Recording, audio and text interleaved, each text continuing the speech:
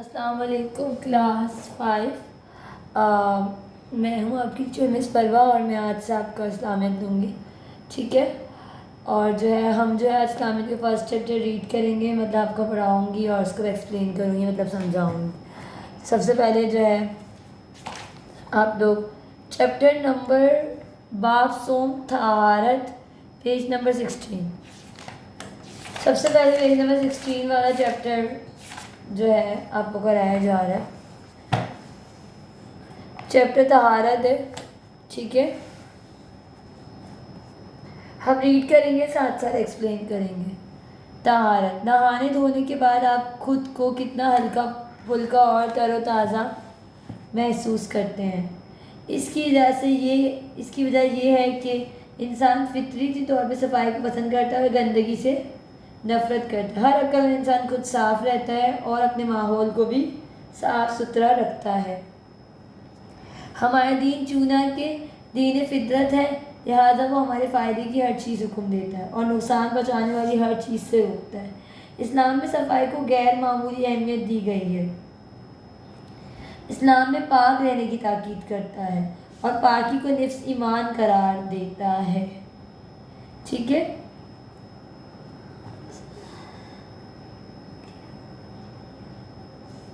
صفائی کا احساس ایک فطری چیز ہے، مگر دنیا میں انسان مختلف ماحول، مختلف حالات میں رہتے ہیں، نظر آ رہا ہے؟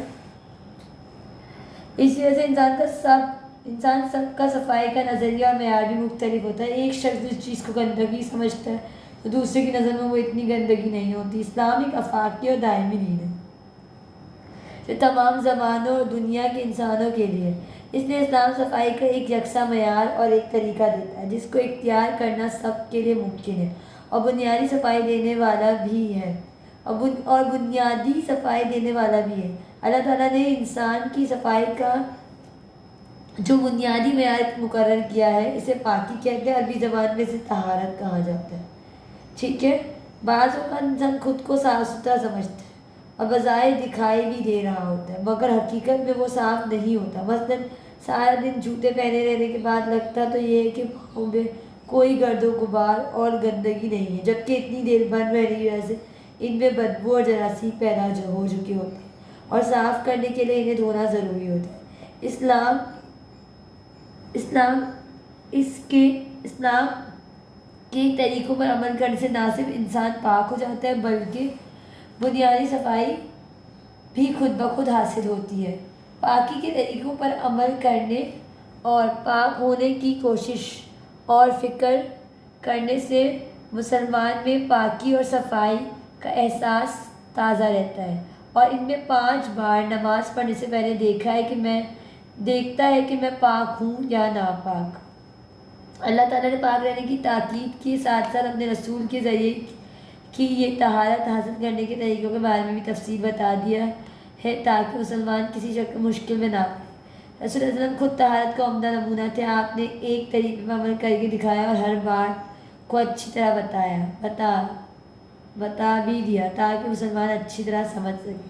پاکی طہارت کا یہ عمدہ طریقہ صرف اسلام ہی میں موجود ہے، باقی مذہب میں ان کی کوئی تفصیل نہیں، بلکہ بعض زبانوں میں تو اس کا صحیح ترجمہ کرنے کے لیے الفاظ بھی نہیں ملتے۔ اب یہاں تک کا میں آپ کو ایک جتنا ہم نے پڑھا ہے اس کو ایکسپلین کر دیتی ہوں۔ طہارت یعنی صفائی کو کہتے ہیں، ٹھیک ہے؟ غسل، نہانا، اس کو صفائی کو کہتے ہیں، اور ہمارا جو اسلام ہے وہ صفائی کو نفس ایمان کہتا ہے۔ نفس کے مطلب ہوتے ہیں آدھا۔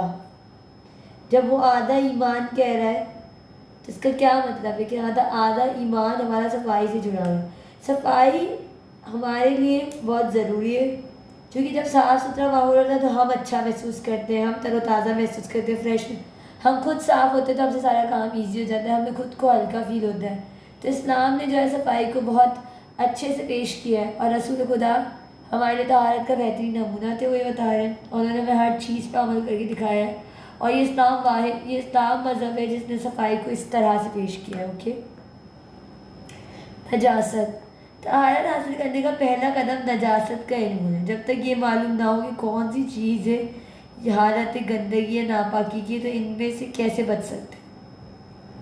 ناپاکی کو فقہ کی اصطلاح میں نجاست کہتے ہیں۔ نجاست کی دو قسمیں ہوتی ہیں۔ ناپاکی کو فقہ ایک ورڈ ہے اسلام کا جس میں اس کو نجاست کہتے ہیں۔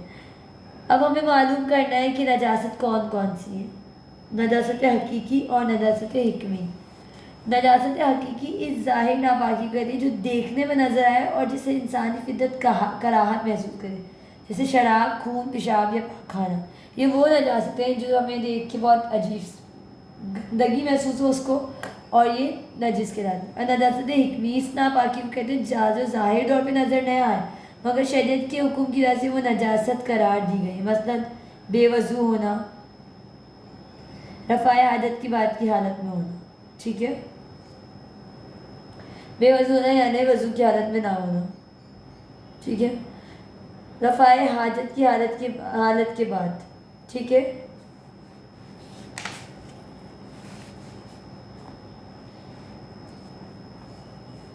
طہارت حاصل کرنے کے طریقہ۔ نجاست حقیقی سے طہارت حاصل کرنے کا بنیادی اصول: پانی سے 3 بار دھونا، البتہ زمین کو 3 مرتبہ دھونا ضروری نہیں، زمین صرف خشک ہونے سے بھی پاک ہو جاتی، جبکہ نجاست حکمی سے پاک ہونے کے لیے اللہ تعالیٰ نے وضو اور غسل کا طریقہ بتایا ہے، ٹھیک ہے۔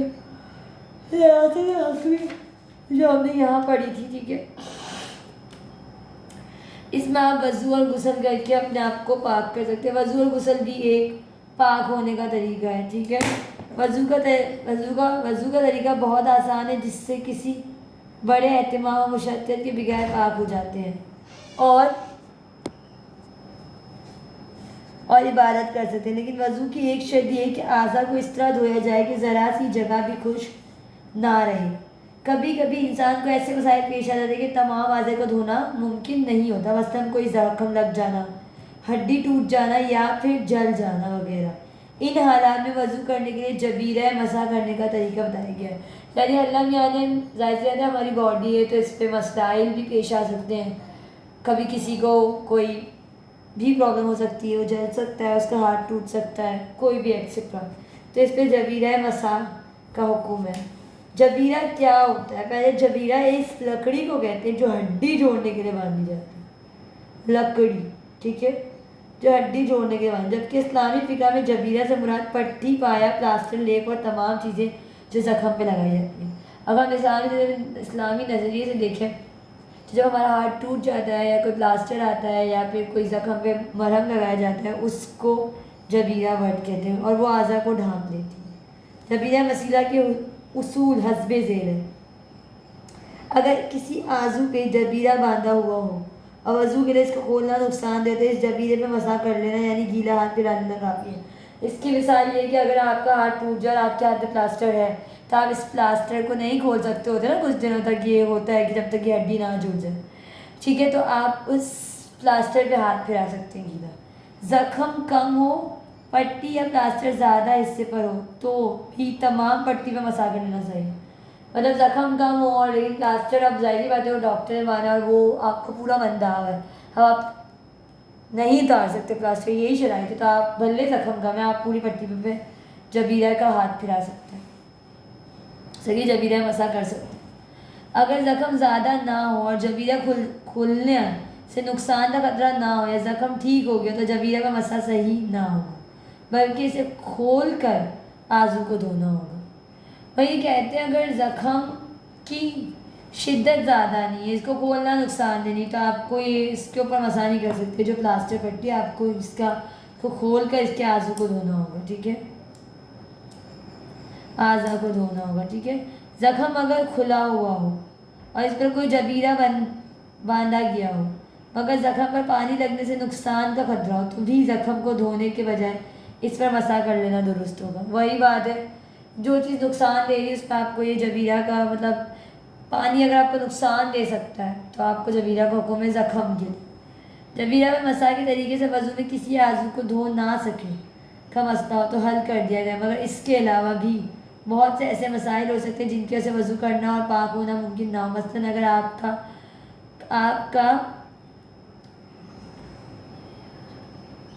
آپ کا جو ہے آپ لمبا سفر کر رہے ہو، ٹھیک ہے،